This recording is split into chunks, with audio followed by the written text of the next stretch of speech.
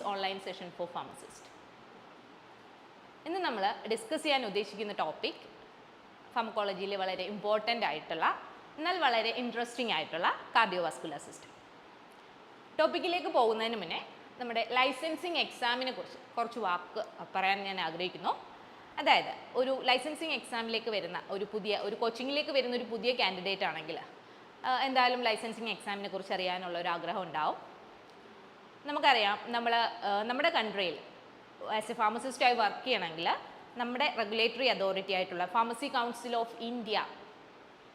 ഇന്ത്യയുടെ അണ്ടറിൽ ഒരു രജിസ്ട്രേഡ് ഫാർമസിസ്റ്റ് ആയിരിക്കണം. അതുപോലെ തന്നെ മറ്റ് മെഡിക്കൽ പ്രൊഫഷണൽസ്, അതായത് മെഡിക്കൽ കൗൺസിലിൻ്റെ രജിസ്ട്രേഷനോട് കൂടി മാത്രമാണ് ഒരു ഡോക്ടർക്ക് നമ്മുടെ കൺട്രിയിൽ വർക്ക് ചെയ്യാനാകുക. അതുപോലെ തന്നെ നഴ്സിംഗ് കൗൺസിലിൻ്റെ രജിസ്ട്രേഷനോട് കൂടിയുള്ള നഴ്സ് പ്രൊഫഷണൽ വർക്ക് ചെയ്യാൻ കഴിയുക.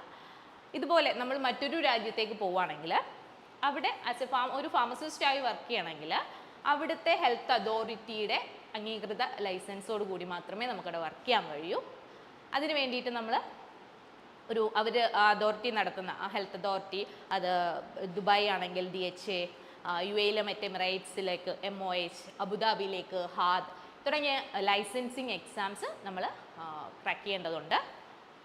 ഒരു ലൈസൻസിങ് ഫാർമസിസ്റ്റ്, ഒരു GCC കൺട്രിയിലെ ലൈസൻസ്ഡ് ഫാർമസിസ്റ്റായി വർക്ക് ചെയ്യണമെങ്കിൽ ആ ലൈസൻസ് കിട്ടുന്നത് വരെ ഒരു അത്യാവശ്യം ലോങ് ആയിട്ടുള്ളൊരു പ്രോസസ്സിങ് ഉണ്ട്. ആ പ്രോസസ്സിങ്ങിനെ നമുക്കൊരു 3 സ്റ്റേജായിട്ട് തിരിച്ചാൽ, ആദ്യം തന്നെ അതിൽ മെയിനായിട്ട് നമുക്ക് ചെയ്യേണ്ടി വരുന്നൊരു സെക്ഷനാണ്, അതായത് ഈ കോച്ചിങ്, അതായത് ലൈസൻസിങ് എക്സാമിലേക്ക് എത്താൻ അല്ലെങ്കിൽ ലൈസൻസിങ് എക്സാം ക്രാക്ക് ചെയ്യാൻ നമുക്ക് ഏറ്റവും അത്യാവശ്യമായിട്ട് വേണ്ടത് നമ്മുടെ നോളജ് അപ്ഡേറ്റ് ചെയ്യുക എന്നുള്ളതാണ്. അപ്പോൾ എക്സാം കോച്ചിങ് എന്ന് പറയുന്നത് ഈ ഒരു പ്രോസസ്സിലെ വളരെ വലിയൊരു ഭാഗമാണ്.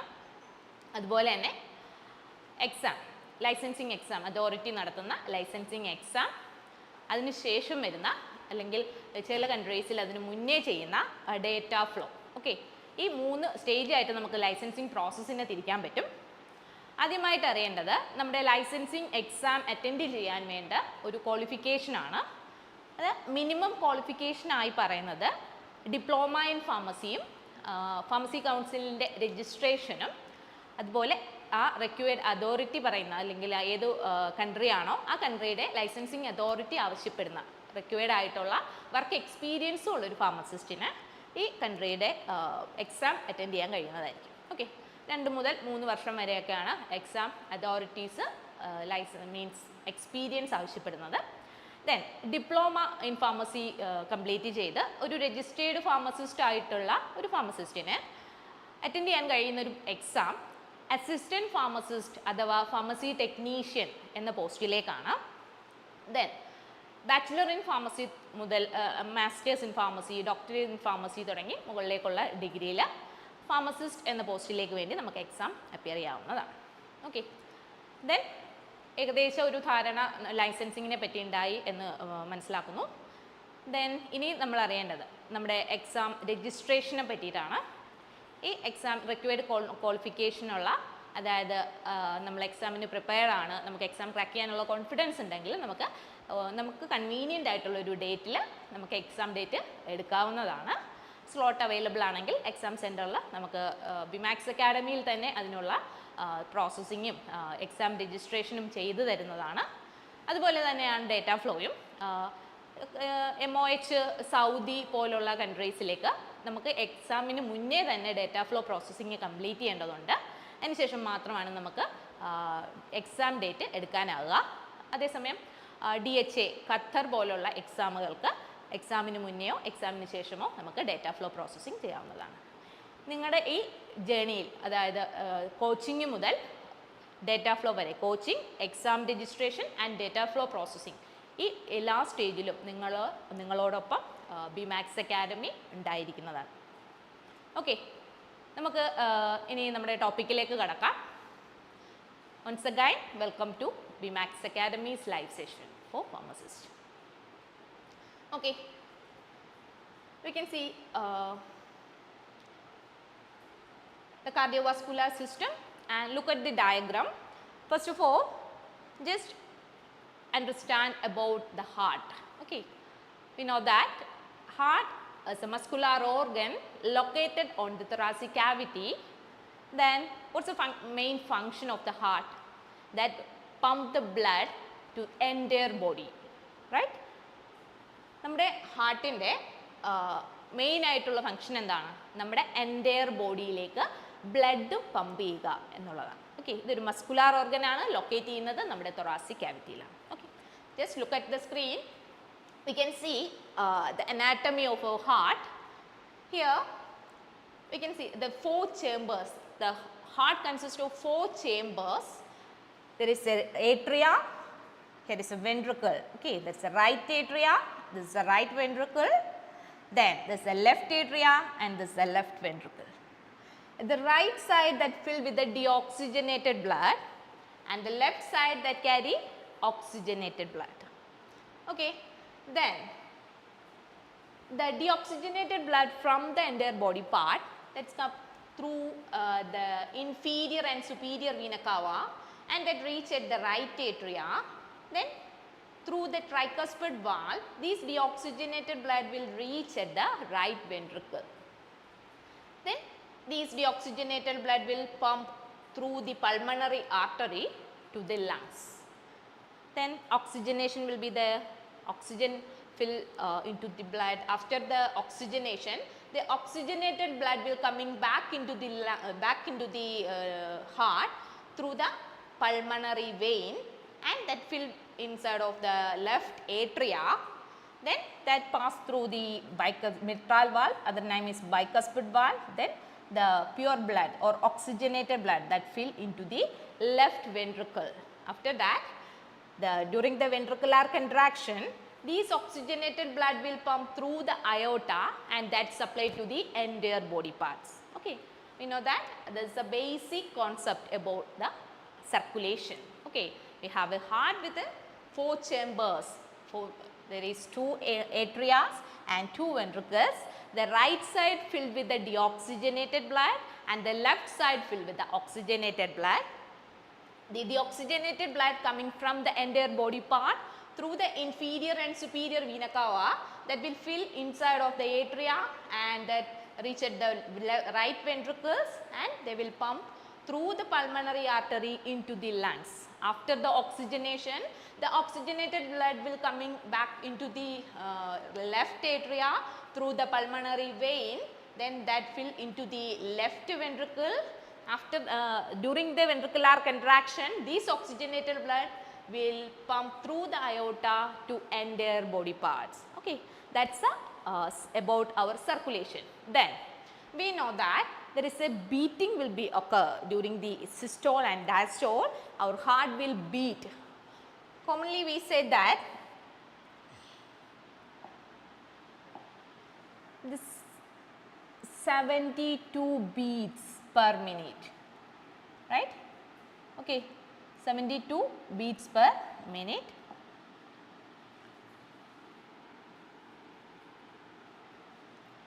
Then that's our normal heartbeats. Then what is the basic principle of these heartbeats? Do you know about that? We can move to the next diagram.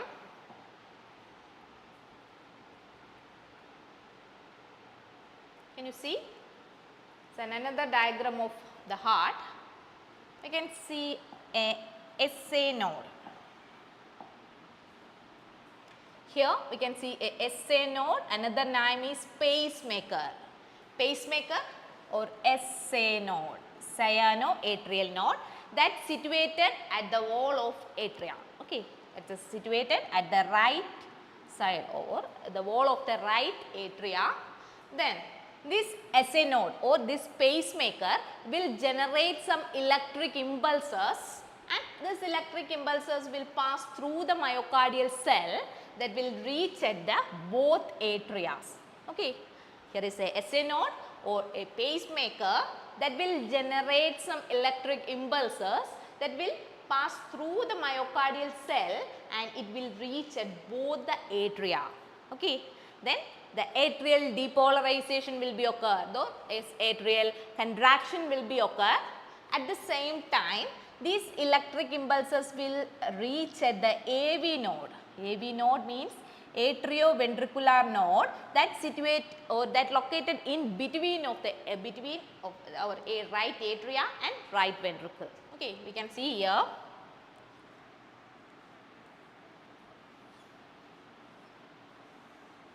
First of all, there is a SA node or pacemaker, cyanoatrial node. It will generate some electric impulses. It will pass through the myocardial cell and that will reach the both atria. Then the atrial depolarization will be occur or the atrial contraction will be occur.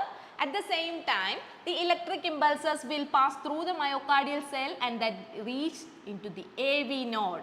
AV node means atrioventricular node. Then the atrioventricular node get stimulated. Then these electric impulses will pass through the bundle of His. That means some muscular fibers we can see in between the both ventricles. In between the both ventricles we can see the muscular fiber, the bundle of His. Then the electric impulses will pass through the bundle of His and that will reach at the Purkinje fibers that situated on the wall of the ventricles. Okay, the Purkinje fibers and bundle of His, that's a muscular fiber that located on the ventricular wall. Then the electric current will reach at the ventricular wall. Then the ventricular depolarization will be occur. Then the ventricular contraction will be occur. Okay, the ventricular contraction we can say systole. Is it clear? Once again, we can see the SA node or cyanoatrial node. Another name is pacemaker that located on the atrial wall. Then the SA node will generate some electric impulses that will pass through the myocardial cell and that will reach at the both atria, left and right atria. Then atrial depolarization will be occur and atrial contraction will be occur. After that, these electric current will reach at the AV node that's situated in between of the right atria and ventricle. Then these electric impulses will pass through the bundle of His that's situated on the ventricular septum. Ventricular septum means the space between the ventricles. Okay. Then the electric impulses will pass through the bundle of His and Purkinje fibers that located on the ventricular wall. Then ventricular depolarization will be occur. That means ventricular contraction will be occur, ventricular systole will be occur. Then the blood will pump into the lungs and aorta. Okay, that's about, it's a basic principle or the basic mechanism of our heartbeats. Then in this chapter,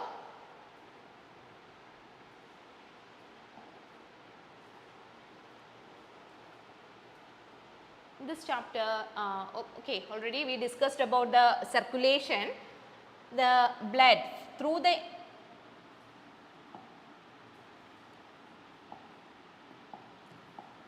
through the superior and inferior vena cava, the deoxygenated blood will fill into the right atria. Then through the tricuspid valve, these deoxygenated blood will reach at the right ventricles. Then through the pulmonary artery, these deoxygenated blood will reach at the lungs. Then oxygenation will be there. Then oxygenated blood will pass through the pulmonary vein into the left atria. This oxygenated blood will pass through the Mertal valves or bicuspid valve. These oxygenated blood reach at the left ventricles. Then through the aorta, through some semi-lunar valves, these oxygenated blood reach at the aorta. Aorta will supply the oxygenated blood to the entire body parts. That's about our circulation, systemic circulation. The diagram will be there. Just understand the concept. After that, in this chapter mainly we discussed about the antihypertension. Okay. നമ്മൾ cardiovascular സിസ്റ്റത്തെ കുറിച്ചാണ് ഇത്രയും പറഞ്ഞത്. അത് basic കോൺസെപ്റ്റുകളാണ് പറഞ്ഞത്. അതായത് cardiovascular സിസ്റ്റത്തിൽ നമ്മൾ മെയിനായിട്ട് പഠിക്കുന്ന ഹാർട്ടിനെ പറ്റിയാണ്. ഹാർട്ട് ഒരു മസ്കുലാർ ഓർഗനാണ്, നമ്മുടെ തൊറാസിക് ക്യാവിറ്റിയിലാണ് കാണുന്നത്. 4 ചേമ്പേഴ്സ് ആണുള്ളത്. Right atria, right ventricles and left atria, left ventricles. Right side fill ചെയ്യുന്നത് ഡിയോക്സിജനേറ്റഡ് ബ്ലഡും ലെഫ്റ്റ് സൈഡ് ഫില്ല് ചെയ്യുന്നത് ഓക്സിജനേറ്റഡ് ബ്ലഡും ആണ്. ദെൻ ഈ സർക്കുലേഷനെ പറ്റി നമ്മൾ ഓൾറെഡി പറഞ്ഞു.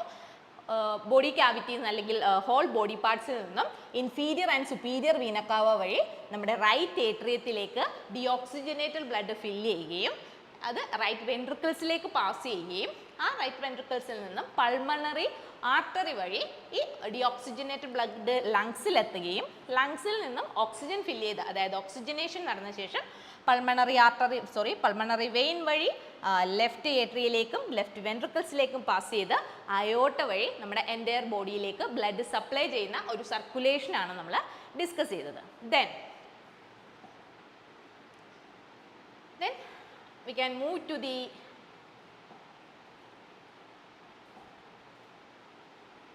main part of our pharmacology, that's antihypertensive drugs.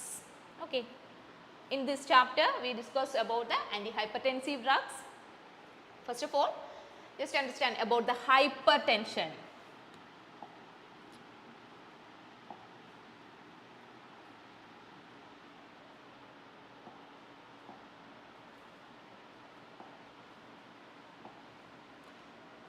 Just understand about hypertension or high blood pressure. It's a chronic medical condition. We know that hypertension is a chronic medical condition. The main reason, what is the main reason for hypertension? If we write an equation for our BP, blood pressure, the blood pressure is equal to the product of cardiac output into peripheral vascular resistance. Did you heard about the cardiac output and peripheral vascular resistance? We can write an equation about BP. BP is equal to the total cardiac output into peripheral vascular resistance. Cardiac output we can write here. Cardiac output is equal to heart rate into stroke volume.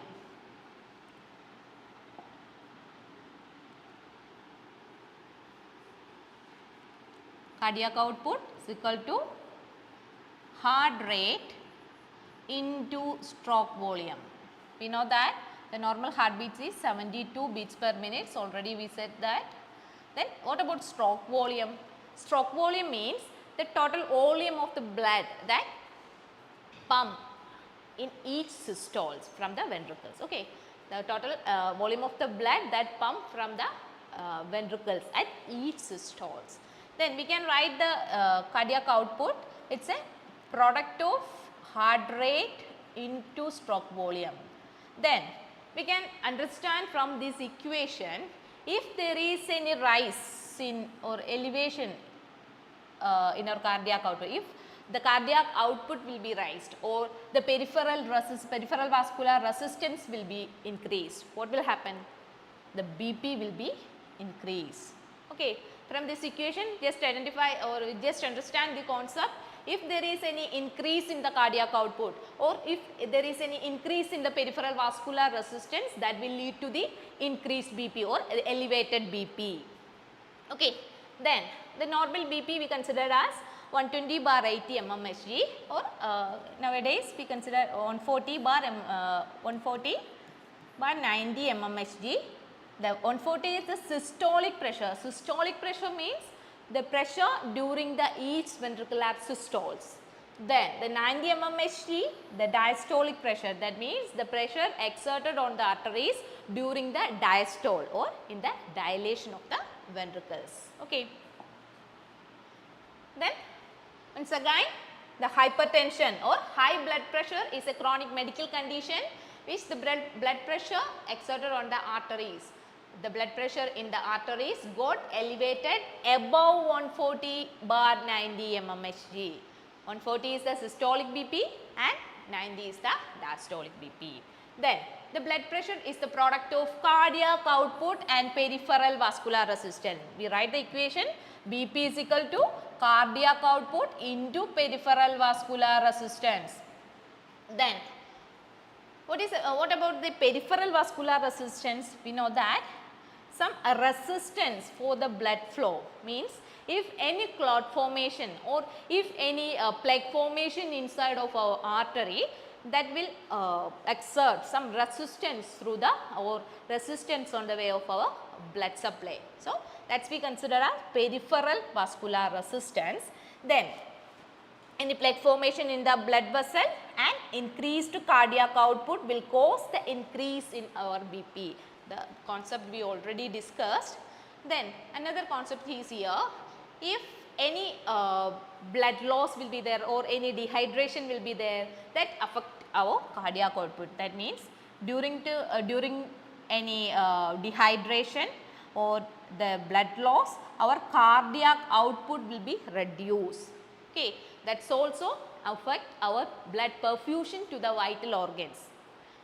Once again, if any reduction or if our cardiac output will be reduced due to any dehydration or any severe blood loss or decreased BP, or cardiac output will be reduced, that affect the blood perfusion to the vital organs, especially the kidney. Okay. If the blood perfusion to the kidney will be reduced, our kidney will recognize that something wrong in our blood supply. Then the kidney try to regulate our BP by activating renin-angiotensin pathway. Did you heard about renin-angiotensin pathway?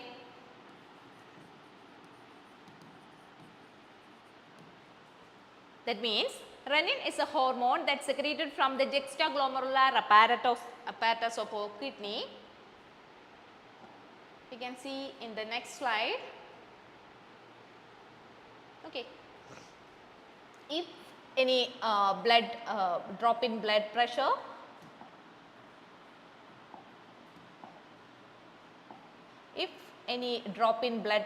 or the reduction in the fluid volume, that will affect the perfusion to the kidney. The blood perfusion will be impaired. What will happen? The kidney will secrete the renin. Okay, renin is the hormone that's secreted from the juxtaglomerular apparatus of the kidney. Then the angiotensinogen that's secreted from the liver. In the presence of the renin, this angiotensinogen converted into angiotensin 1. We know that angiotensin 1 is one of the potent vasodilator. Okay. Then there is a angiotensin converting enzyme that from the lungs. In the presence of angiotensin converting enzyme, the angiotensin 1 converted into angiotensin 2. We know that this angiotensin 2 is a potent vasoconstrictor. Due to the activation of angiotensin 2, the blood vessel constriction will be happen. The space inside of the artery, that will be narrow. Okay, the angiotensin 2 also act directly on the blood vessel, that stimulate the vasoconstriction. Okay. Then due to the release or due to the activation of angiotensin 2, that will activate the adrenal cortex and the aldosterone, that's a mineralocorticoid. Mineralocorticoid that's secreted from the cortex region of the adrenal gland. The aldosterone will be secreted. What's the role of this aldosterone? We know that it's a mineralocorticoid that will induce the sodium water retention. Sodium water retention will be there. Then our fluid volume will be increased. That also elevate BP. Okay, that's about our renin-angiotensin system. Once again we can explain. Okay, if the blood perfusion to the kidney, that if any case that means in case of dehydration or any severe blood loss or a decreased BP due to the any reason, the blood pressure will be reduced or the fluid volume will be reduced. The kidney will stimulate the renin release. Renin, that's one of the hormones that's secreted from the juxtaglomerular apparatus of the kidney. Then in the presence of renin, the angiotensinogen, that's another hormone that's secreted from the liver. This angiotensinogen will converted into angiotensin 1,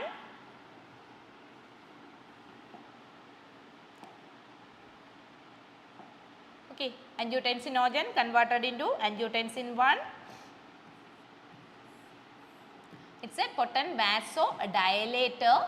Then in presence of angiotensin converting enzyme from the lungs, this angiotensin 1 will converted into angiotensin 2. It is a potent vasoconstrictor. Due to the activation of angiotensin 2, there is vasoconstriction will be occurred. That means the blood vessels will be constricted. The space inside of the artery that will be reduced. The space will be narrow. Then that also is a reason of increased BP. Another condition, due to the activation of angiotensin 2, that will activate the adrenal cortex. From the adrenal cortex, the aldosterone will be reduced. We know that the aldosterone is a natural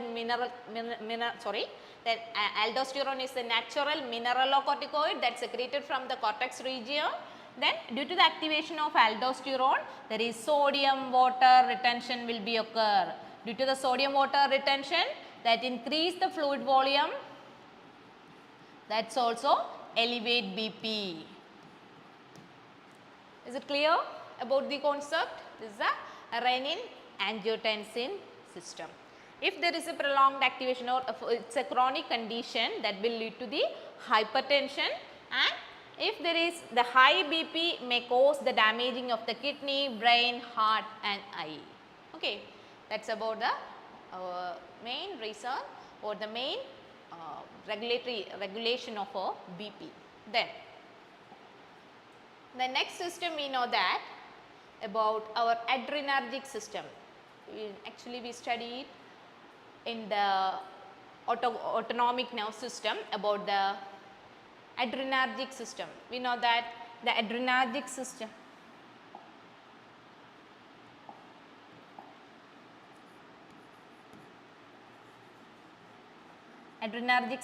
the adrenaline and noradrenaline are the neurotransmitters.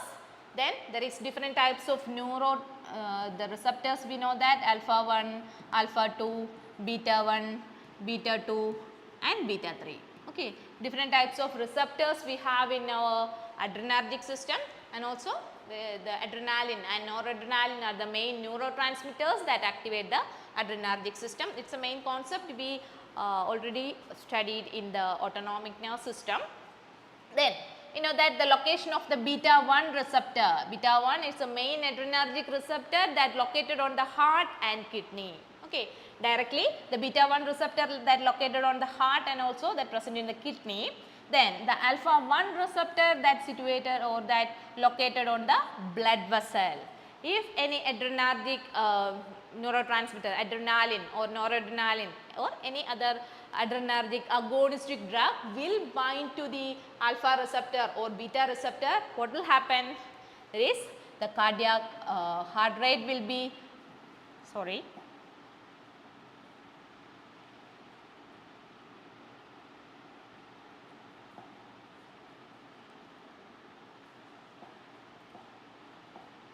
okay, if any adrenergic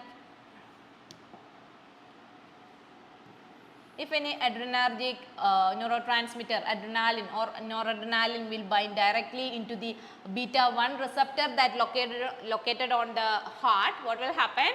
That increase the heart rate, also that increase the cardiac output. Then what about alpha 1 receptors?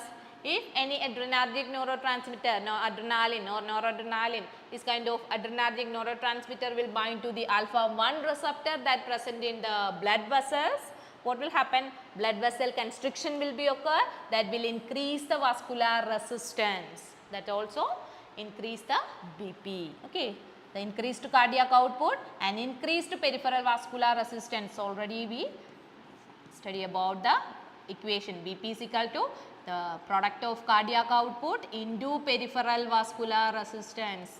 Okay. Then it's another reason for the elevation of blood pressure.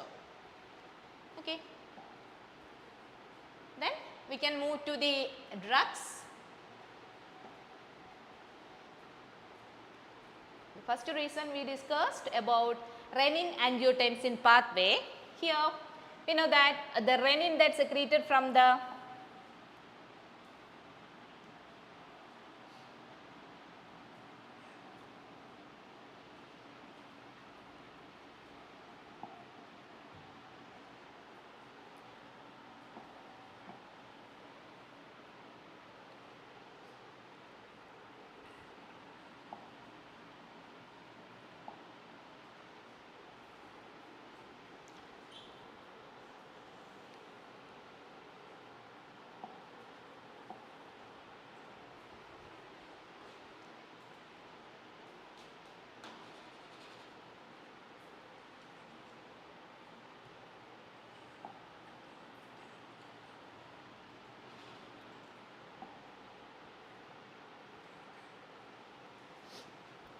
okay, once again.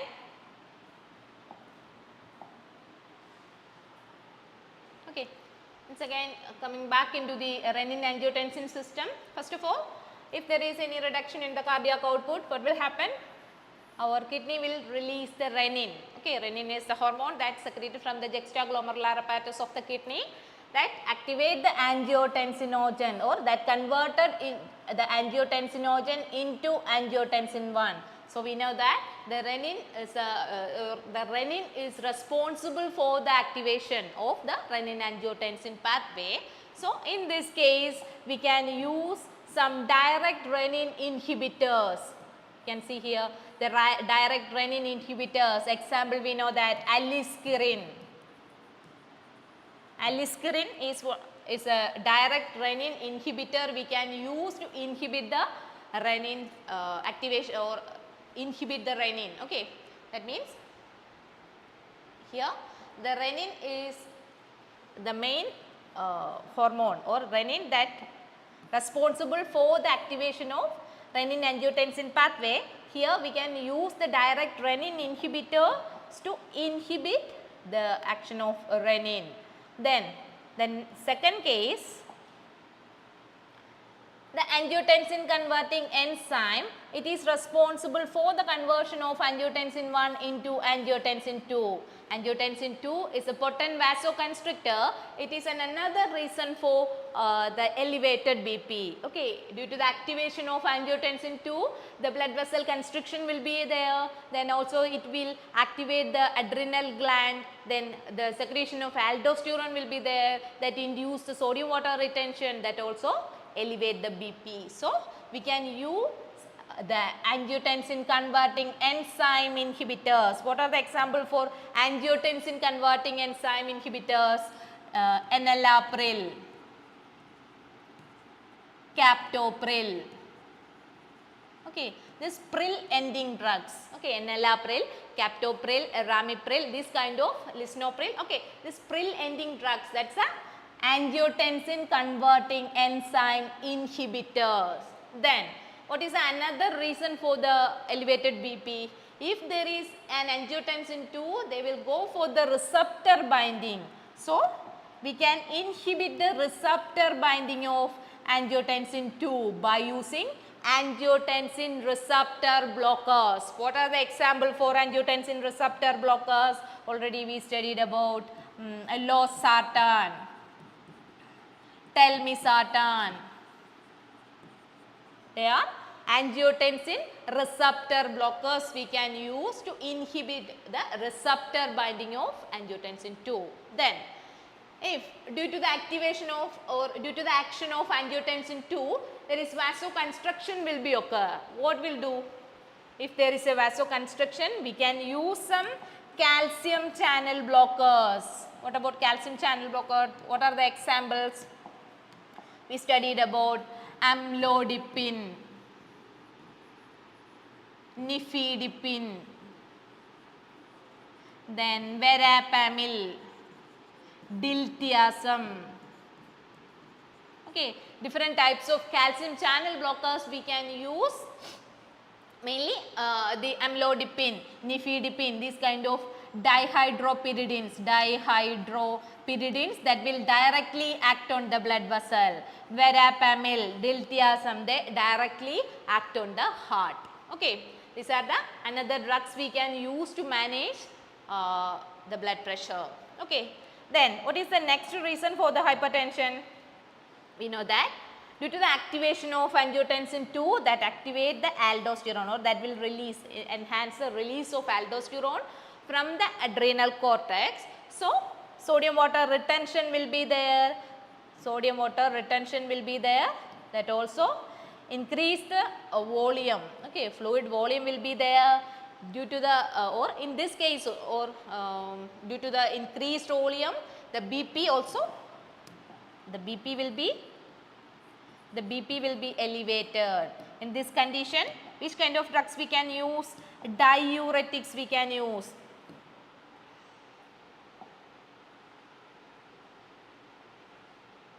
Okay. Due to the increased fluid volume, we can use the diuretics to reduce fluid volume. Okay. So, these are the drugs we can mainly use for the management of hypertension in the renin-angiotensin system. Once again we can discuss about renin-angiotensin system. The renin is one of the hormone that's secreted from renal tubules or juxtaglomerular apparatus. Due to the presence of renin, angiotensinogen that from the liver that converted into angiotensin 1. Angiotensin 1 is a potent vasoconstrictor, that's a potent vasodilator in the presence of angiotensin converting enzyme. In the presence of angiotensin converting enzyme, these angiotensin 1 convert into angiotensin 2. Angiotensin 2 is a potent vasoconstrictor, then vasoconstriction will be there, then BP will be elevated. So, we can use angiotensin converting enzyme inhibitors we can use. First of all, we can use the direct renin inhibitors we can use, that is aliskiren. Aliskiren we can use, angiotensin converting enzyme ramipril, then enalapril. This kind of angiotensin converting enzyme inhibitors we can use. Next is the reason. What is the next reason for the hypertension? If the angiotensin 2 will bind to the angiotensin 2 receptor, what will happen? Let's go for the blood vessel constriction, and also that will go for the activation of adrenal gland. So, we have to inhibit the receptor binding of angiotensin 2 by using angiotensin receptor blockers. Example, losartan, telmisartan. This kind of angiotensin receptor blockers we can use. Then, if there is any vasoconstriction due to the activation of angiotensin 2, we can use the calcium channel blockers, amlodipine,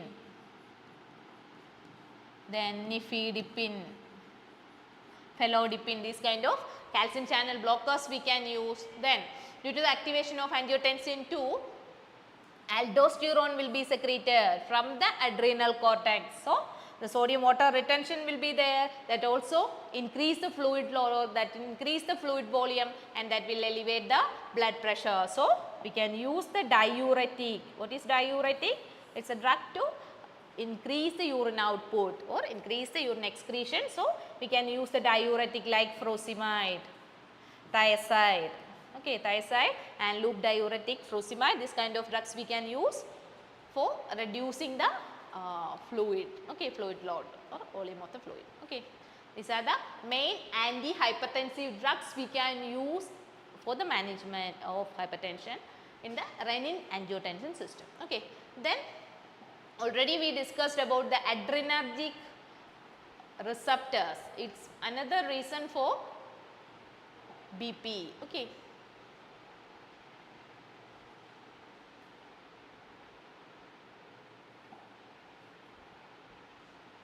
It's another reason for BP, the alpha 1, sorry.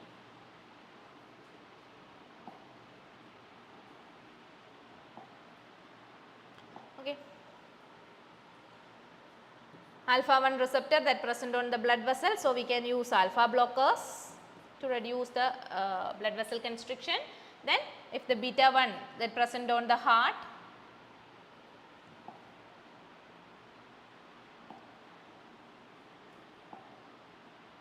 okay, beta 1 that directly present on the heart, so we can use the beta 1 or beta 2 blockers, selective and non-selective blockers we can use for the management of hypertension. Beta blockers like atenolol, metoprolol, these kind of beta blockers we can use for the management of BP.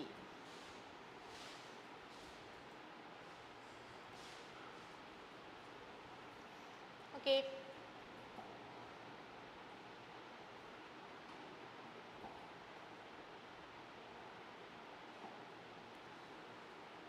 That's about our antihypertensive drugs.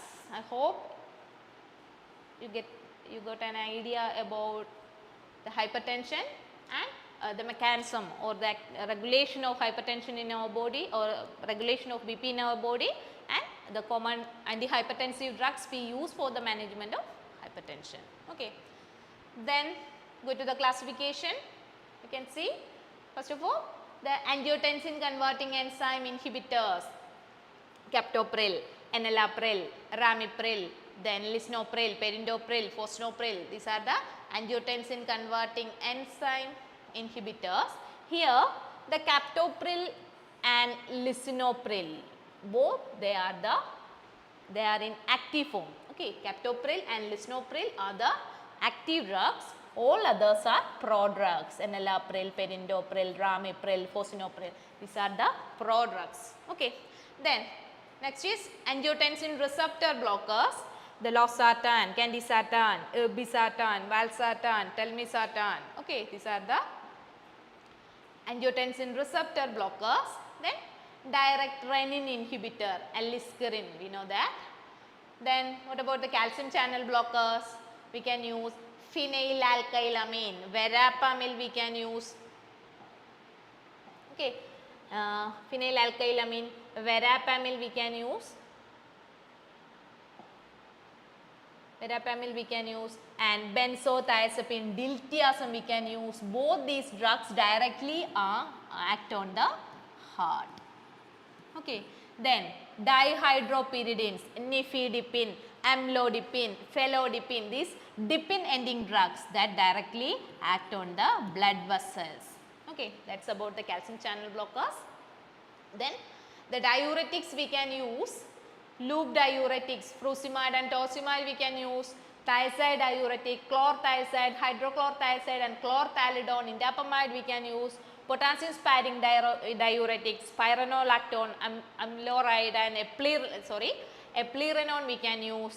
Then beta adrenergic blockers we can use, propranolol, metoprolol, atenolol we can use. Then alpha blockers, prazosin, terazosin, doxazosin, phendolamine, phenoxybenzamin we can use. Then alpha plus beta, both the receptors.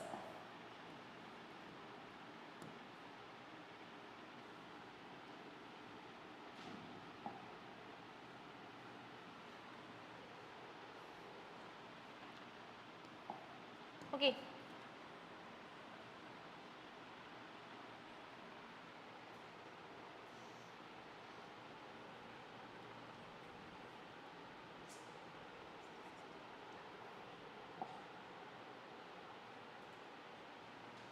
Okay. Once again,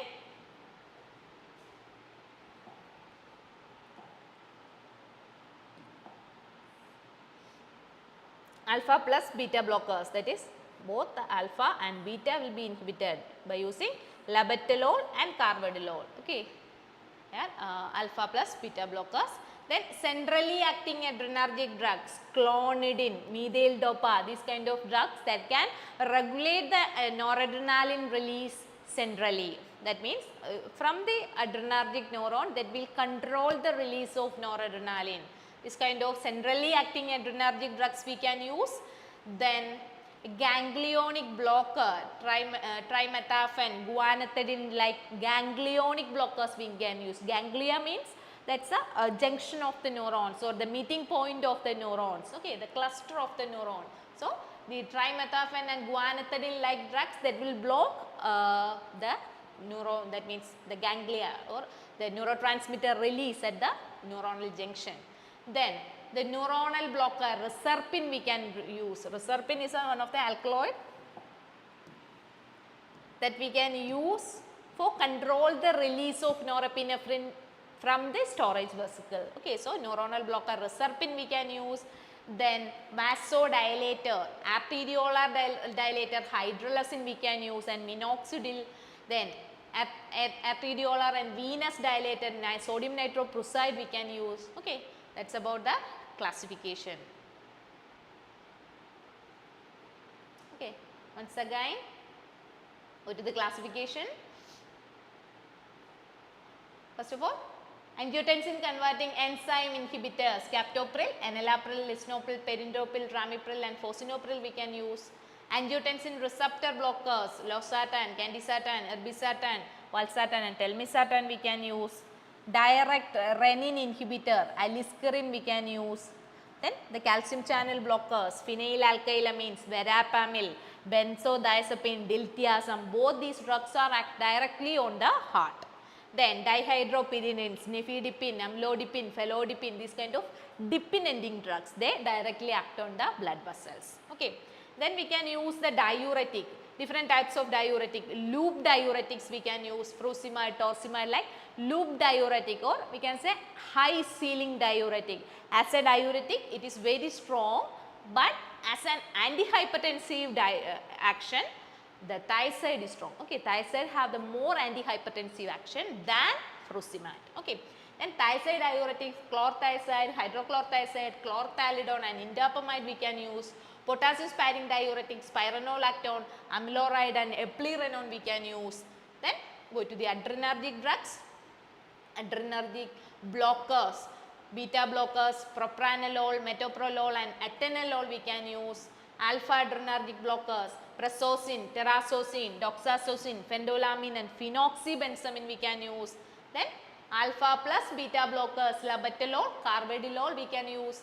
Then centrally acting adrenergic blockers, centrally acting adrenergic drug that will act as a agonist at the central neuron, adrenergic neuron. Then they will control the norepinephrine release from the adrenergic neuron. The concept we will discuss in upcoming pages. Then ganglionic blockers we can use that will block the release of neurotransmitter from the storage vesicle at the ganglia. Then neuronal blocker reserpine we can use. Reserpine will inhibit the release of neurotransmitter from the storage vesicle.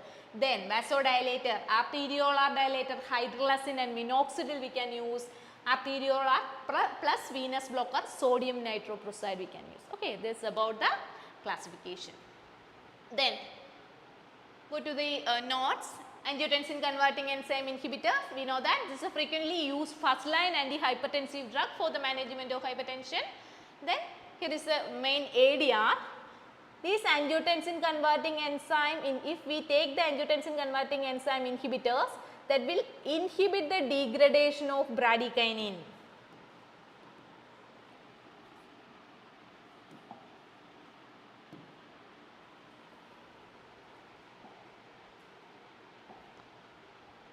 Okay, it will inhibit the release of, it will inhibit the degradation of bradykinin.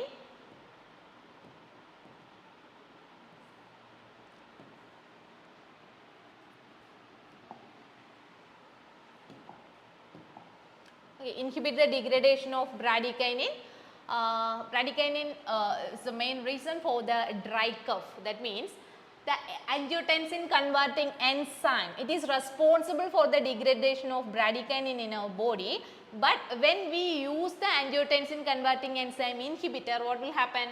It inhibit the degradation of bradykinin and the bradykinin will be accumulated in our lungs, that will lead to dry cough. So, remember the point, the main ADR of ACE inhibitors, that is dry cough.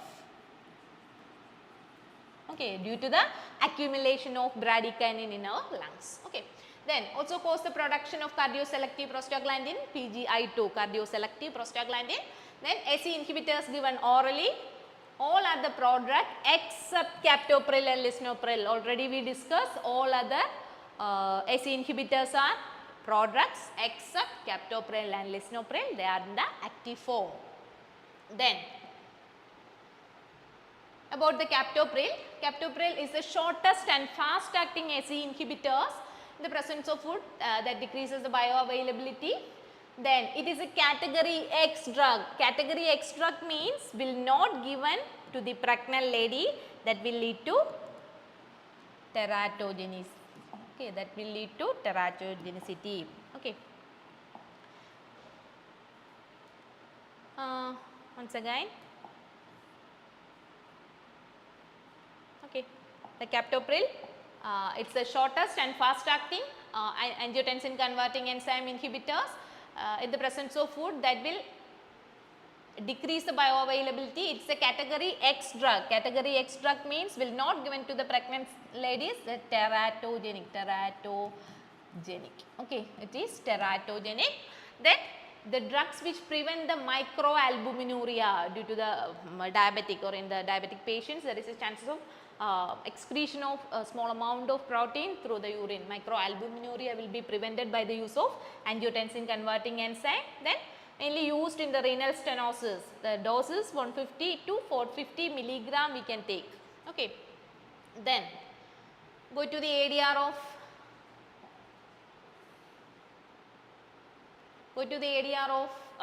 angiotensin converting enzyme inhibitors. We know that the main ADR is dry curve. What's the main reason for the dry curve? Accumulation of bradykinin. Okay. The angiotensin converting enzyme is responsible for the degradation of bradykinin. If we use the angiotensin converting enzyme inhibitor, what will happen? The degradation will be inhibited, the bradykinin will accumulate in the lungs, and that will lead to a dry cough. Then angioedema, the swelling in the face and lip. Then in rare cases it will lead to proteinuria. Okay. Then category X drug, it is teratogenic, we cannot given to the pregnant ladies. Then also it produces the hypotension, neutropenia, neutrophil count will be reduced, and rashes will be occur, itching will be occur, and loss of taste in the mouth. Okay. These are the main ADR of angiotensin converting enzyme inhibitors. Dry cough will be produced due to the accumulation of bradykinin, and angioedema will be occur there, proteinuria will be occur there, and teratogenic, severe hypotension will be occur, neutropenia, rashes, itching, and loss of taste in the mouth. Okay. Then also cause hyperkalemia. The ACE inhibitors and also angiotensin receptor blockers, the both category of drug will lead to hyperkalemia. That's another important point to remember. Then main uses.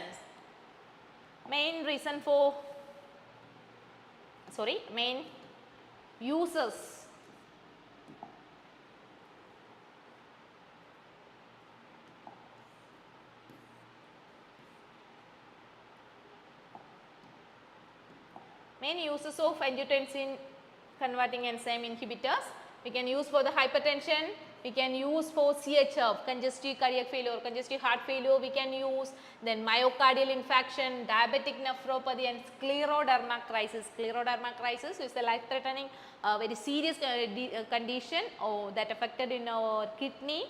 Due to the scleroderma crisis, there is chances of a hypertensive crisis condition. So, we can use the angiotensin converting enzyme inhibitors for the management of scleroderma crisis, diabetic nephropathy, myocardial infarction, that means MI, then also CHF and hypertension condition we can use.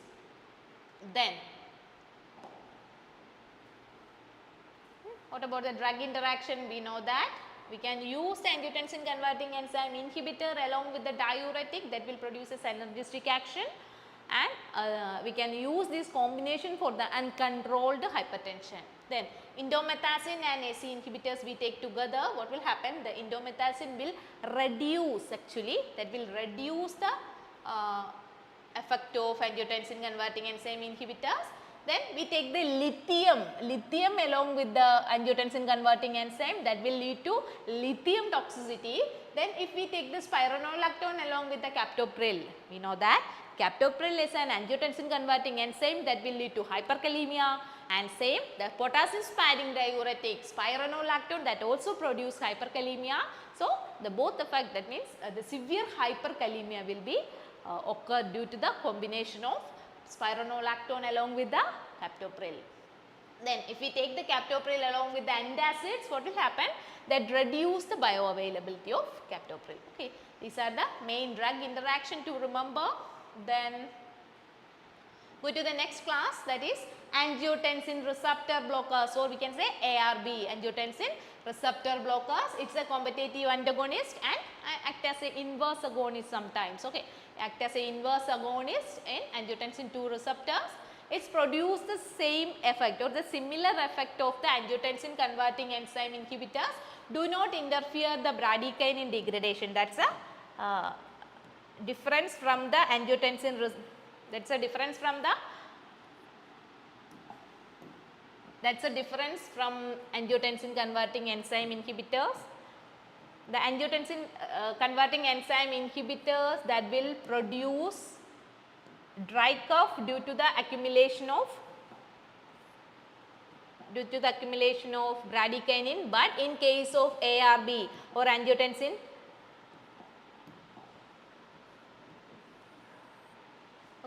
there is a less side effect than AC inhibitors. That means angiotensin converting enzyme inhibitor that will lead to dry cough due to the accumulation of bradykinin, but in case of angiotensin receptor blockers will not produce the dry cough. There is no bradykinin accumulation due to the use of angiotensin receptor blockers. Okay.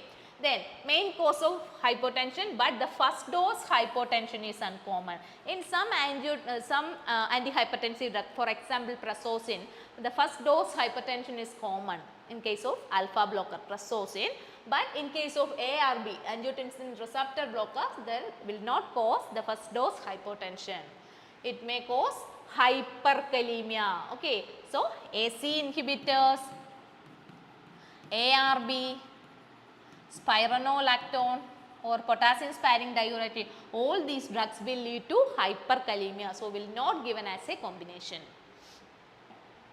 Then in a combination of losartan can be given to the thiazide diuretics. We can given the losartan along with the thiazide, but will not given along with the spironolactone. Okay, for the effective treatment of uncontrolled hypertension, because we know that the thiazide diuretic is a medium efficacy diuretic or a weak diuretic, but as an antihypertensive agent, or it have the better antihypertensive effect than high ceiling diuretics. Okay.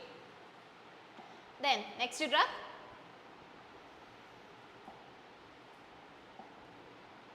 renin inhibitor, direct renin inhibitors we can use, the aliskiren we can use. It's a non-peptide which binds selectively to the catalytic site of renin and block the access of angiotensinogen to the site. Alternative hypertensive drug does not respond or that tolerate in the first line drugs. The rare drug, that means the aliskiren will not given as single or monotherapy because it is an alternative antihypertensive drug we can given as a combination for greater BP lowering. Then aliskiren is contraindicated in pregnancy. Okay. Then go to the next drug, calcium channel blockers. We know that the calcium channel, we have different types of calcium channel in our body. L type of calcium channel, T type of calcium channel, N type of calcium channel. Here the L type of calcium channel commonly present on the blood vessel, the N type calcium channel and T type calcium channel commonly seen in the CNS or neurons. Then we can use the calcium channel blockers for the management of hypertension that will block the L type of calcium channel that present on the blood vessels. Okay. Then one of the first line monotherapy option, because of their high efficacy and excellent tolerability, we can use the amlodipine as a first drug of choice or as a first line drug for the management of hypertension. Then preferred in elderly patients, commonly the amlodipine or the calcium channel blockers we preferred for the elder patient for the management of hypertension, because we can take it's a efficient drug, we can take as a monotherapy, will not cause, that means we can prevent or we can avoid the polypharmacy in geriatric patients. So, we can prefer for the geriatric patients. Most useful in cyclosporin induced hypertension. Cyclosporin is one of the immunosuppressant. Commonly we use for the renal transplant or organ transplant condition. We take the cyclosporin as a immunosuppressant. For the prolonged use, the cyclosporin, that will lead to hypertension. In this condition, we can use calcium channel blockers. All the dihydropyrimidines act on the blood vessels, that is a main point. Or the dipping ending drugs, amlodipine, felodipine, nifedipine, these kind of dipping ending drugs that will lead to action on the blood vessel. Okay, the dipping ending dihydropyridines that will act on the blood vessel, and the verapamil and diltiazem, that act on the heart. Okay, it's dilate lateral esophageal sphincter. Okay, it's another case. It's a off-label use of amlodipine. It's a off-label use. Once again, esophageal sphincter dilation, that is achalasia. Okay, achalasia is the condition. That's a spasm occur in the esophageal sphincter due to some neuronal defect. Okay, some neuronal defect, some spasm will occur in the esophageal sphincter that will feel some difficulty to swallow or passage of the food through the food pipe. So, we can use the amlodipine off-label use. Off-label use is achalasia. We can use the amlodipine to dilate the lateral esophageal sphincter. Then nifedipine, it's another calcium channel blockers that also reduce the insulin release. We know that the cationic influx into the cell that will lead to depolarization. That's a basic principle of the secretion of hormones, neurotransmitters, and okay, that's a concept. So, if there is the calcium channel blockers that will lead to the reduction in the secretions, especially insulin, that will lead to hyperglycemia. Okay.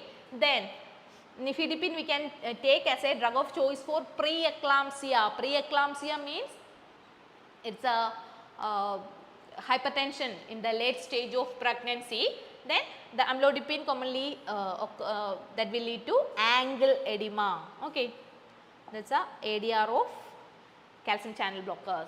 Nifedipine that will reduce the insulin release, and it's one of the drug of choice for preeclampsia. Preeclampsia means the pregnancy, the hypertension in the late stage of pregnancy.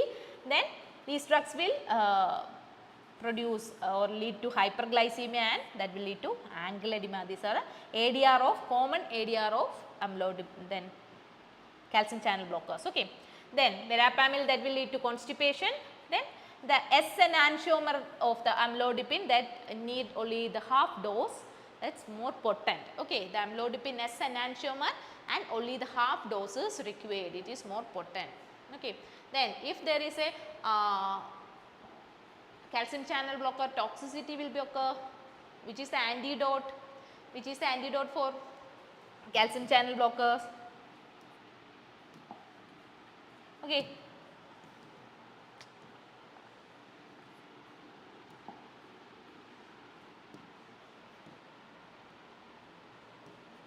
Okay. If there is calcium channel blocker toxicity, we can use the calcium gluconate as an antidote. Okay. What are the uses for calcium channel blockers?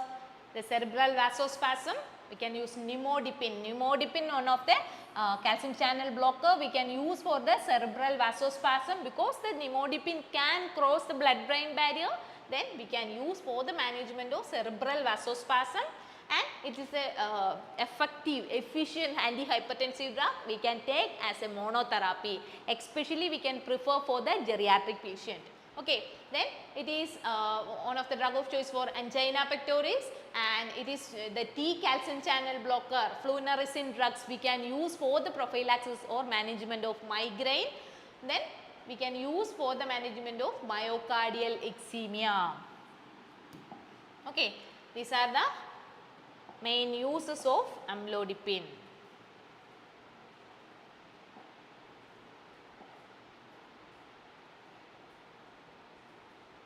Okay.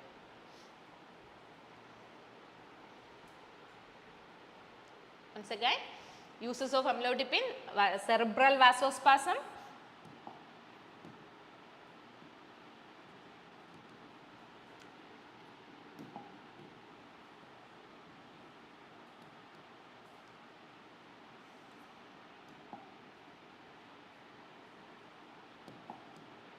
okay, cerebral vasospasm. Nimodipine we can use because nimodipine can cross the blood-brain barrier.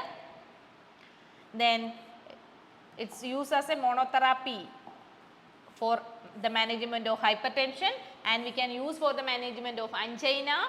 Then the flunarizine, that will block T type of calcium channel, so we can use for the management of migraine, and also we can use for myocardial ischemia.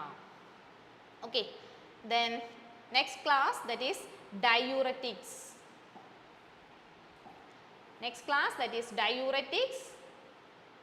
We know that the thiazide is a as a diuretic it is weak, but we can prefer as a antihypertensive drugs for the high efficacy as a to lower the hypertension. So thiazide we prefer over furosemide for the management of hypertension. Okay.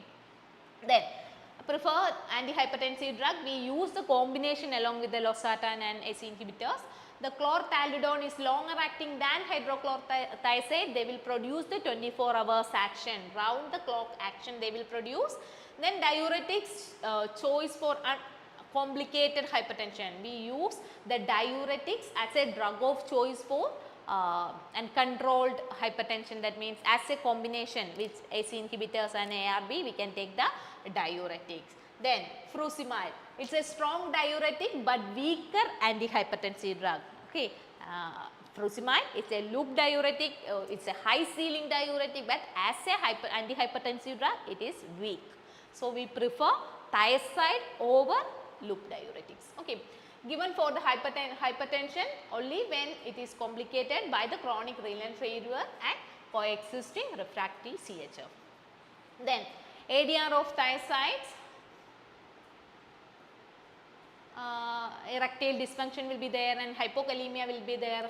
Then carbohydrate intolerance will be there, dyslipidemia, hyperuricemia, this kind of ADR will produce by the thiazides. Then potassium sparing diuretics, spironolactone given only a combination with the thiazide diuretics, not favored due to the hormonal side effect. We know that the potassium sparing diuretic spironolactone, that will act as a that means androgenic inhibitor, or they will inhibit the synthesis of androgens, testosterone. So they will produce some gynecomastia, then that kind of hormonal side effect will be produced by the use of potassium sparing diuretic spironolactone. So that will not prefer for the management of hypertension. Okay, the gynecomastia will be produced, impotence, menstrual irregularities will be occur. Then next is sympatholytics, that means the adrenergic blockers we can use, the alpha blockers we can use. Then non-selective alpha blockers. Non-selective alpha blockers means they can block both alpha 1 and alpha 2. Then example spendolamine and phenoxybenzamine like drugs that will block the both alpha 1 and alpha 2.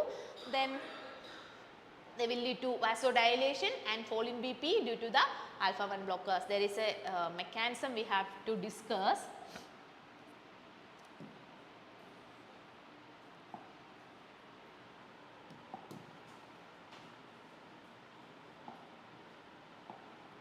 Okay. In the adrenergic system, we will study about some neurons. Okay, suppose there is a neuron, that's adrenergic neuron that contain or a storage vesicle inside of the neuron, the norepinephrine or noradrenaline will synthesize and store inside of the storage vesicle. There is a second neuron. This is the first neuron, we can say presynaptic neuron. Presynaptic neuron. The second neuron we can say postsynaptic neuron. Okay. Then in the presynaptic neuron, the norepinephrine or noradrenaline will be synthesized and stored into the storage granules. After any cationic influx, there may be cation or calcium or sodium influx will be occur into the presynaptic neuron. What will happen? This first neuron will be depolarized, that will secrete the stored neurotransmitter into the synaptic cleft. Okay.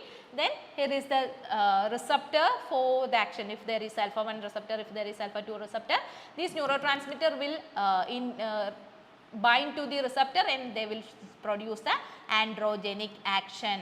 Okay. Adrenergic action. Okay.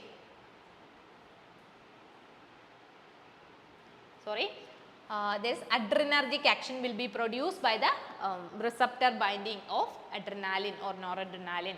Then here is an extra receptor we can see, that means the presynaptic alpha 2 receptor. The presynaptic alpha 2 receptor we can see in the presynaptic neuron. If there is a excess release of norepinephrine, they will act as a agonist. They will act as a agonist at the presynaptic alpha 2 receptor. What will happen? They control the further release of norepinephrine or noradrenaline from the storage vesicle. They will control the release due to the alpha 1 blocker. Okay. If there is the norepinephrine that will bind to the alpha 2 receptor, they will control the further release of noradrenaline, then there will minimum tachycardia will be produced. Okay. Here the non-selective alpha blockers, there is alpha 1 and alpha 2, the phentolamine, phenoxybenzamin, they are the non-selective alpha blockers. If there is vasodilation and fall in BP due to the alpha 1 blockage. Okay, that's it is a basic mechanism will happen in the adrenergic system. Here we discuss about the alpha blockers. So if we discuss about the alpha blockers, if we use the phentolamine or phenoxybenzamin, what will happen? They are the non-selective alpha blockers. They directly bind to the, they directly block the alpha 2. They directly block the alpha 2 or they will act as a antagonist. They directly act as a antagonist. What will do or what will happen there?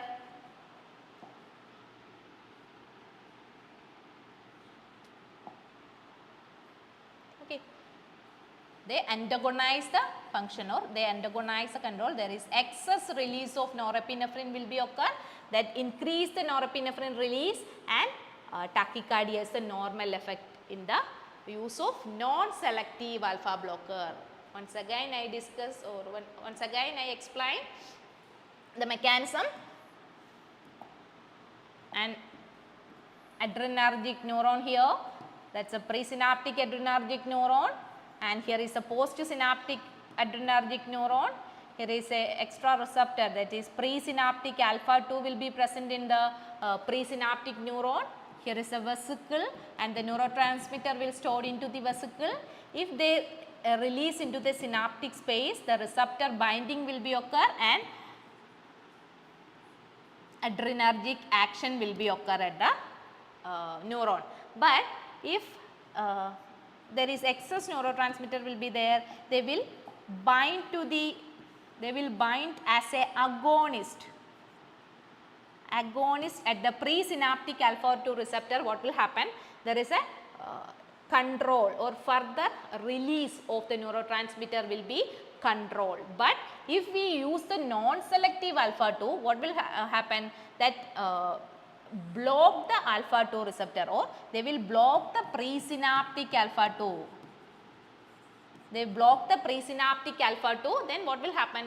There is a we lost the control of, or we lost the regulation of the norepinephrine release, then excess norepinephrine or noradrenaline will be released, that will lead to the tachycardia. Okay. But in case of selective alpha 1 blocker, they will not bind to the presynaptic alpha 2, the prazosin and terazosin, they directly, only they will block the alpha 1 receptor. So, the vasodilation will be occur and the reduction in the BP due to the blockage of alpha 1, then minimal tachycardia will be produced. Okay. I hope you understand the concept. Okay. That is about the difference between non-selective alpha blockers and selective alpha blockers. If there is non-selective alpha blockers, what will happen? They bind or they block to the presynaptic alpha 2. They lost the control or they lost the regulation of neurotransmitter release. The excess neurotransmitter will release into the synaptic cleft and the BP will be, or the tachycardia will be produced. But in case of a selective alpha 1 blockers, what will happen? The neurotransmitter directly block the alpha 1 receptor only. There is the controlled BP or the neurotransmitter release will be controlled and there is minimal tachycardia will be produced. Okay. Then, okay, there is so many drugs we have to discuss. Alpha 1 blockers, the main action is, the main use is, we can use the alpha 1 blockers as a combination, the prazosin and terazosin we use as a combination with 5 alpha reductase inhibitors, the finasteride and dutasteride we use in the case of benign prostatic hyperplasia. Benign prostatic hyperplasia means the enlargement of the prostate gland. In this condition, we can use the alpha blockers as a combination along with the 5 alpha reductase enzyme. 5 alpha reductase inhibitors are dutasteride and finasteride. They will inhibit the 5 alpha. It is 5 alpha reductase. It is responsible for the activation of testosterone. Okay. So, if we block the testosterone activation, we can reduce the enlargement or we can shrink the prostate. Okay. So, common use, we can use the alpha blockers along with the 5 alpha reductase inhibitors. Then the common drugs we can use beta blockers. It's one of the important drugs we use for the management of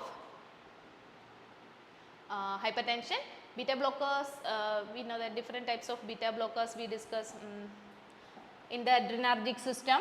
There is beta 1 receptor, beta 2 receptor and beta 3 receptor.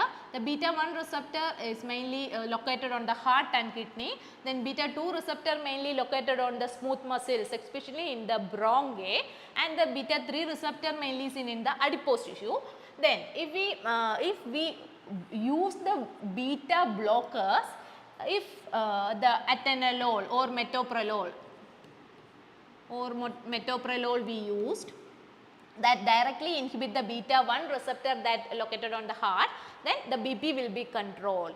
But if we use a non-selective beta blockers like propranolol, propranolol and timolol, like non-selective beta blockers we can use, what will happen?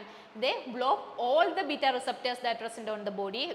So, what will happen?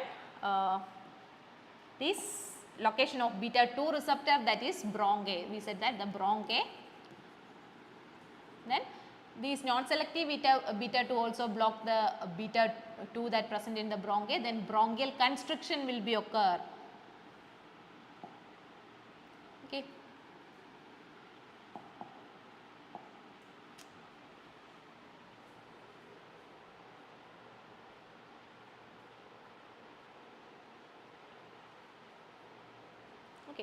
If we use non-selective beta blockers, what will happen? They block the beta 2 receptor that present on the bronchi and bronchial constriction will be occur. So, it is a contraindication. Will not use the non-selective beta blockers in the asthma patients. It is contraindicated. In the asthma patients, we can use selective beta 1.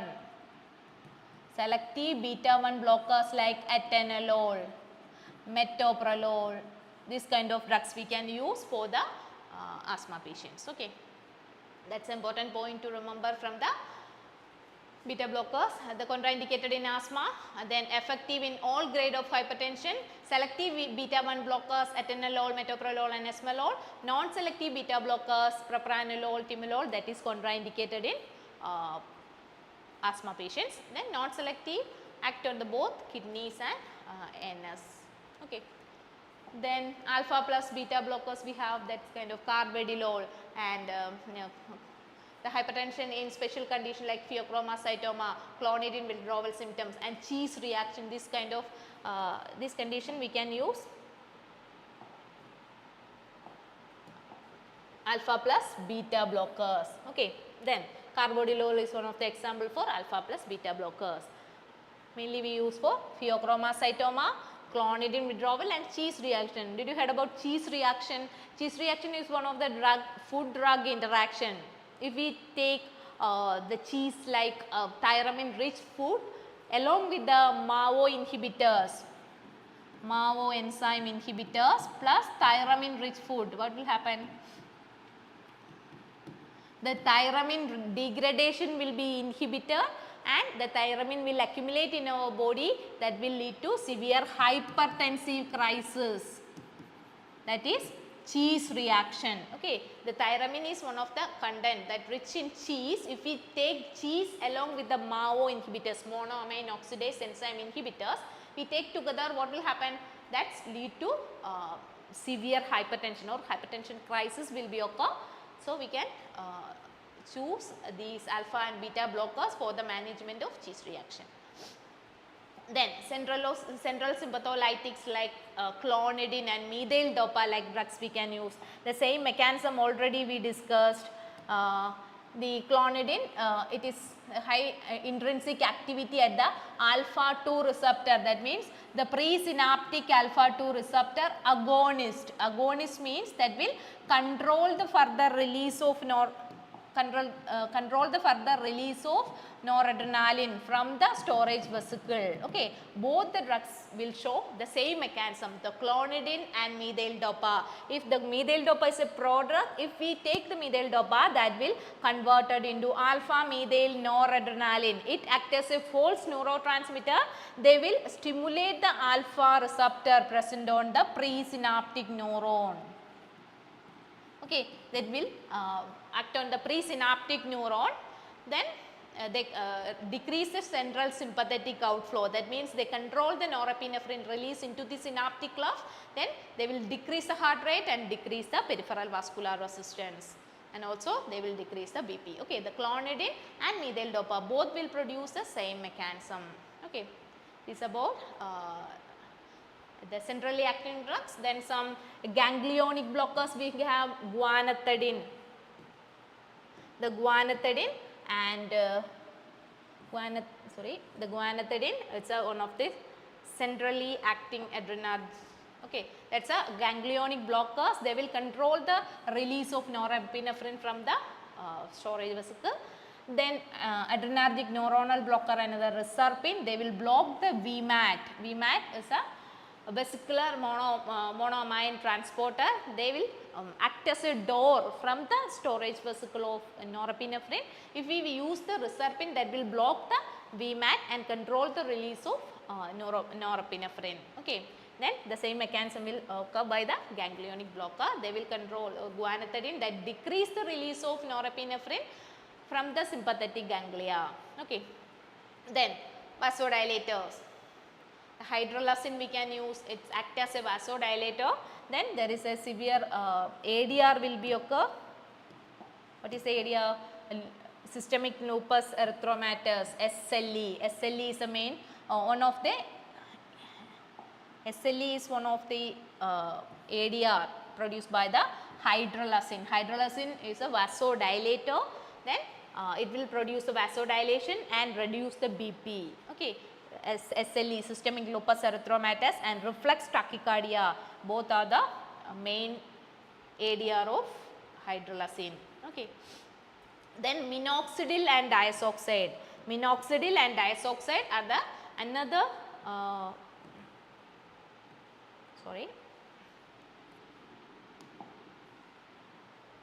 minoxidil and diazoxide are the two vasodilators. Okay.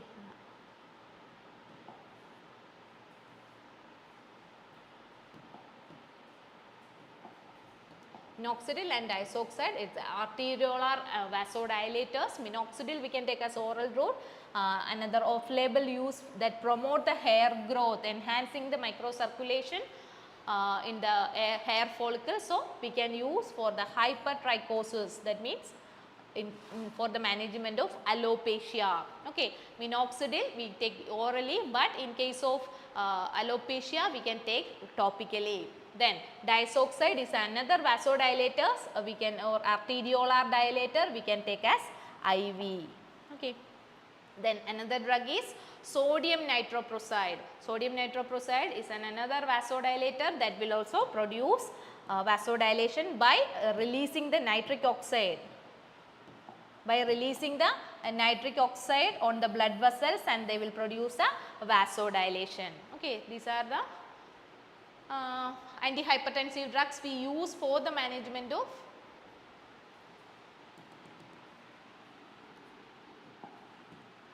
okay.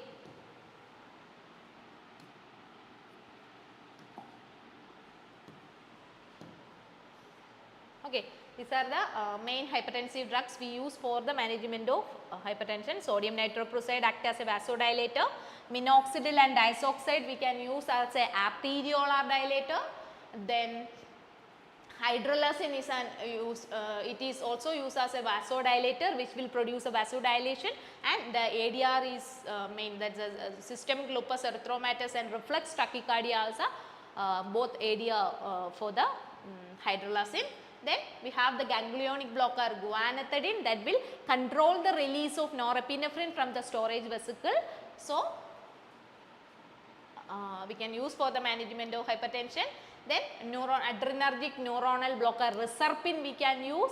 Reserpine will block the VMAT. VMAT actually that acts as a door on the storage vesicle of the adrenergic neurotransmitter. Then they control the release of noradrenaline from the storage vesicle. So, we can use the reserpine for the management of hypertension. Then another important drugs are the centrally acting adrenergic agonist, that is clonidine and methyl-dopa. Both they act as a adrenergic agonist on the presynaptic alpha 2. So, they will control the further release of norepinephrine from the storage vesicle. They also control the BP. Okay. Then the alpha and beta blockers we can use. Beta blockers we can use. Beta blockers, the selective cardioselective beta 1 blockers we can use, atenolol, metoprolol, that safely we can use in the asthma patients. But if we use the non-selective beta blockers, what will happen? The beta 2 receptor that's also present on the lungs or the bronchi, that will cause the bronchial constriction, and also that exacerbate the asthma. So, in the asthma patients we will prefer the selective beta 1 blockers. Okay. Then prazosin, terazosin, like selective alpha 1 blockers we can use. If we use non-selective alpha blockers, what will happen? They will bind as a blocker into the presynaptic alpha 2 receptor, that will increase the release of norepinephrine from the storage vesicle, that will lead to the tachycardia. Then diuretics we can use, furosemide, thiazide, spironolactone, like diuretic we can use as a combination along with the antihypertensive drugs. Here the thiazide is a strong antihypertensive drug over furosemide. Okay. Then the calcium channel blockers we can use, amlodipine, felodipine, nifedipine, like calcium channel we can use, that will act on the blood vessels, but nifedipine and felodipine, these kind of calcium channel blockers, they directly act on the heart. Okay. Then another off-label use of amlodipine is that will relax the esophageal sphincter. So, we can use for the management of achalasia. Then renin inhibitors we can use, they will directly block the renin receptor that present on the angiotensinogen. They will inhibit the action of renin, and the conversion angiotensin into angiotensin 1 conversion will be blocked. Okay. Then angiotensin receptor blockers, losartan, telmisartan, and these kind of sartans we can use for the management of hypertension, and also AC inhibitors we can use for the management of hypertension. Okay. These are the antihypertensive drugs we can currently we studied. Okay. Then Now we can discuss some common questions that coming from the cardiovascular system. Okay.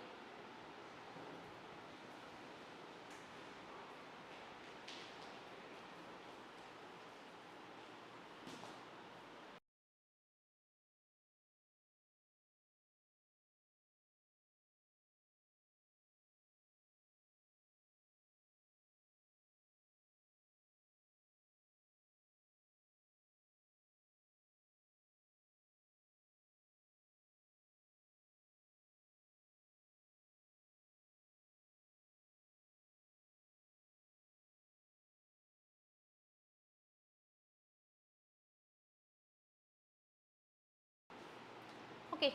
Then after completing the hypertensive drugs, we know that the classification we discussed, the mechanism we discussed, some important ADR we discussed, some important drug interactions we discussed. Okay. After that we can study about, okay, we can go for some important questions from the session. Okay, that's a common question they ask in the licensing exams. Okay, first question: a 75 years old woman with congestive heart failure is prescribed with the digoxin, then improve the cardiac muscle contractility. She experiences a marked improvement in her symptoms. Actually, what cellular action of digoxin is responsible for the pharmacological effect? Okay, the question once more: a 75 years old woman with a congestive cardiac failure that prescribed with the digoxin that improve the cardiac muscle contractility, she experiences a marked improvement in her symptom. What cellular action of the digoxin is responsible for its pharmacological action? Options: inhibition of cyclic AMP synthesis, inhibition of sodium potassium ATPase enzyme, inhibition of beta adrenergic stimulation, inhibition of mitochondrial calcium release. Which is the answer? If you know about the answer, please comment on the session. Then here this inhibition of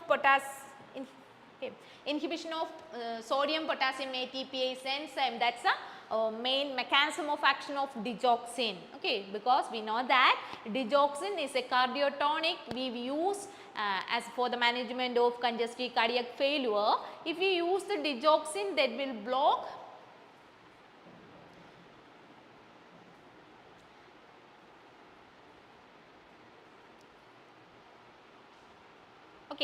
if we use the digoxin, that will block the sodium potassium ATPase, then that will control or that will block the exchange of sodium potassium, then the sodium will be trapped inside of the cell, that will affect the sodium calcium exchanger, then the calcium ions will trap inside of the cell, then the intracellular sodium will be increased, the intracellular calcium will be increased, then both the cations that will lead to depolarization, then the myocardial contraction will be increased. That's a basic principle of, or that's a basic mechanism of digoxin. Okay, we can move to the question once more. The 75 years old woman with congestive cardiac failure prescribed the digoxin to improve the cardiac muscle contractility. She experiences a marked improvement in her symptom. What the cellular action of digoxin is responsible for the pharmacological action? Go to the answer. Digoxin is a cardioglycoside used to improve the contractility of the heart in the conditions such as CHF. The mechanism is it will inhibit the sodium potassium ATPase. Digoxin inhibits the sodium potassium ATPase pump on the cell of the cardiac muscle, then increase the intracellular sodium by inhibiting the pump, then intracellular sodium level will be rise, then reduce the activity of sodium potassium exchanger, then the sodium interfere the calcium exchange, then the calcium will be trapped inside of the cell. That means the increased intracellular calcium stored into the sarcoplasmic reticulum and release during the each heartbeats, that leading to strong and more forceful myocardial contraction. This mechanism explains how digoxin improve the cardiac output and reduce the symptoms of heart failure. Okay, So, the answer is B, inhibition of sodium potassium ATPase. Then go to the next question. Which of the following drug may decrease the heartbeat? Okay, the same concept we discussed just before. Here is 4 options we have: hydrochlorothiazide, losartan, amlodipine and metoprolol. Which of the following drug may decrease the heart rate? If they decrease the heart rate, they have some direct contact or they have some direct relation to our heart. Okay, we know that hydrochlorothiazide will not have any direct contact to the heart. Losartan, they will not have a direct contact to the heart. Amlodipine, it is a calcium channel blocker that acts on the blood vessel. Then metoclopramide is a selective beta 1 blocker, beta 1 receptor that present on the heart. So the metoprolol, they will reduce the heart rate. Okay, once again the question, which of the following drug may decrease the heart rate? If they decrease the heart rate, they have some direct contact in their in our heart. So here metoprolol, they have direct contact on our beta 1 receptor that located in our hearts. Okay, all others are another drugs we use to manage the BP. Okay, it is a selective beta 1 adrenergic receptor blockers effect on the heart. Metoprolol block the beta 1 adrenergic receptor in the heart, reducing the effect of sympathetic stimulation. This lead to the decrease in heart rate, reduce the myocardial contractility, lower the cardiac output. It is commonly used for the management of hypertension, angina, arrhythmia and heart failure. Okay, the next question, to understand this question, we have an idea about, we have to get a clear idea about the renin-angiotensin system. Already we discussed renin-angiotensin system. This effect of the effect of 4 antihypertensive class on the renin-angiotensin system. Here is 4 class A, B, C, D. 4 category of drugs we have in the box. Then which classes represent the class C? Okay, which drug that represent the class C? Just understand the box or just understand the table. But okay, in this question we have some idea about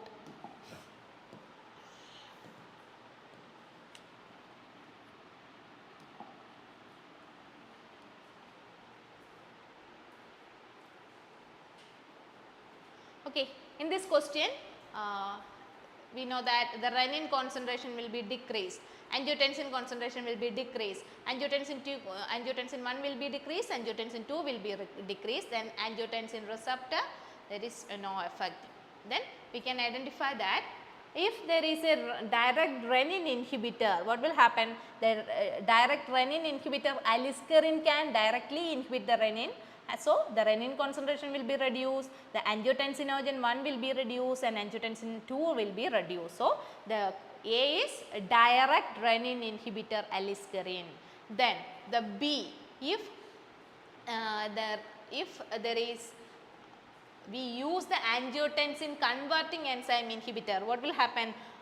If we use angiotensin converting enzyme inhibitor, the angiotensin 1 that will not convert to angiotensin 2. So only the angiotensin 2 will be reduced. There is no change in renin concentration, there is no change in angiotensin 1 concentration, only the angiotensin 2 will be reduced. That means here we use angiotensin converting enzyme inhibitor. So the B is angiotensin converting enzyme inhibitor. Our question is, which classes represent the category C or the C drug? If we use the angiotensin receptor blocker, the renin, there is no change in renin concentration, there is no change in angiotensin 1 concentration, there is no change in angiotensin 2 concentration, then only the receptor concentration, the activity of the angiotensin receptor will be reduced. That means the C is angiotensin receptor blocker. Okay, we use angiotensin receptor blocker, we use, that's a C. Okay, here about the question, the effect of 4 antihypertensive drug A to B on the renin-angiotensin system are shown in the table, which is represent the category C, or which is represent the drug C. Drug C is here. If we use the C, there is no change in renin concentration, so that will not renin inhibitor. If there is no reduction in the angiotensin 1, so that it is not angiotensin converting enzyme inhibitor. Then if there is no reduction in the angiotensin 2, then only that reduce angiotensin receptor concentration. That means we use angiotensin receptor blocker. Okay, that's a C. Then go to the next question. That's angiotensin 2 receptor blocker we use. That's the answer. Then go to the next question. What is the main advantages over the main advantages of losartan over lisinopril? We know that the losartan is a angiotensin receptor blocker, lisinopril is a angiotensin converting enzyme inhibitor. Okay, what is the main advantages of losartan over lisinopril? That means less hyperkalemia. The both drugs that will lead to hyperkalemia. Okay, but safe during pregnancy. Lisinopril is not safe during pregnancy. That is category X drug, that is teratogenic. AC inhibitors are teratogenic category X drugs. Then what is the next answer? Less induction of cough. That's the right answer, because losartan is an angiotensin converting enzyme blocker. That means angiotensin receptor blocker. Lisinopril is an angiotensin converting enzyme inhibitor. If we use the angiotensin converting enzyme inhibitor, what happen? The accumulation of bradykinin will be there, that will lead to dry cough. So we can use the losartan, they will not produce the dry cough. There is no accumulation of bradykinin due to the use of losartan. So less induction of cough, that's a right answer. Then the next important question from the cardiovascular system: which of the following ECG represent the atrial depolarization? Okay, the atrial depolarization we can identify from this ECG. First of all, we have to get a clear idea about the electroconductivity or the electrophysiology of our heart. In the introduction section, we said that the SA node or cyanoatrial node or pacemaker that located on the atrial wall that generates some electric impulses. That electric impulses will reach at the both atria, then atrial depolarization will be occur. The atrial depolarization we can denote by the P verb. Okay, the atrial depolarization is P verb. After the activation of AV node, the electrical impulses will pass through the bundle of His and Purkinje fibers that present on the ventricular wall. Then ventricular depolarization will be occur. The ventricular depolarization we can denote by the QRS complex. The second wave is QRS complex. QRS complex, that's a ventricular depolarization. There is another wave T. T means the T wave is, that's a ventricular repolarization. That means after the ventricular contraction, the ventricle get relaxed. That takes some time. So there is another wave, T wave. In this question, which of the following ECG represent the atrial depolarization? So atrial depolarization we can identify by P verb. P verb is the atrial depolarization. QRS complex is the ventricular depolarization. Then the T verb is the ventricular repolarization. Okay, that's about the answer. P verb is represent atrial depolarization, QRS represent ventricular depolarization, then the T verb represent ventricular repolarization. Go to the next question. A 78-years-old patient have hypertension and benign prostatic hyperplasia. He is taking lisinopril, prazosin, another antihypertensive drug, but his blood pressure remains uncontrolled. He is also experiencing the side effect of orthostatic hypotension. What adjustment or alternative treatment could be considered? Okay.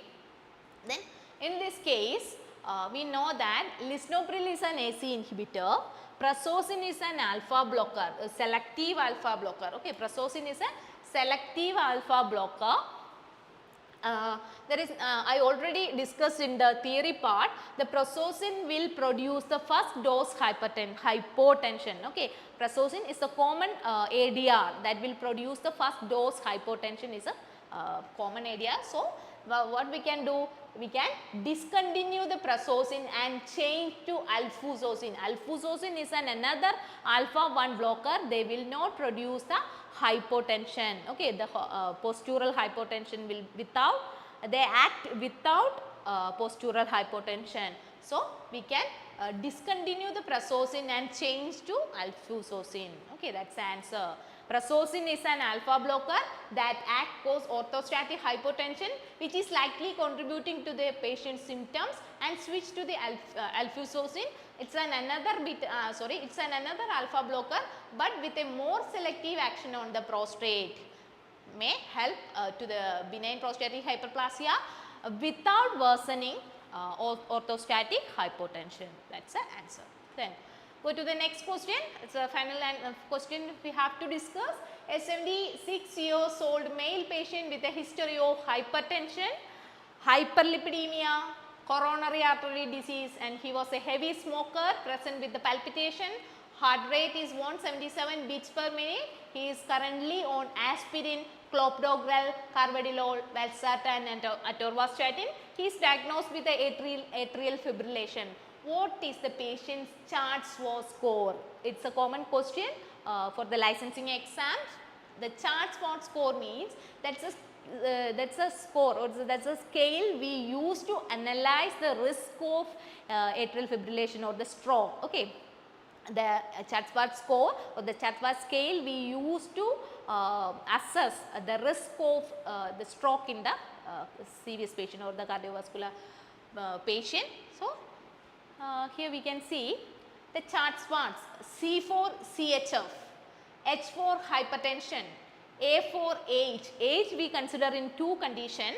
If the age greater than 75, we will give 2 points to the patient. If the age is in between 65 to 74, we can give 1 point to the patient. Okay, then this is the chart-SWOT score. C for CHF. If in the history of the patient there is CHF, we will give 1 point. Then hypertension, we will give 1 point. If the age is greater than 75, we will give 2 points. Then there is diabetes mellitus in the history, we will give 1 point.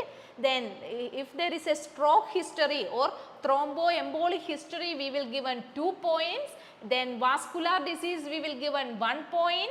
Then age in between 65 to 75, we will give 1 point.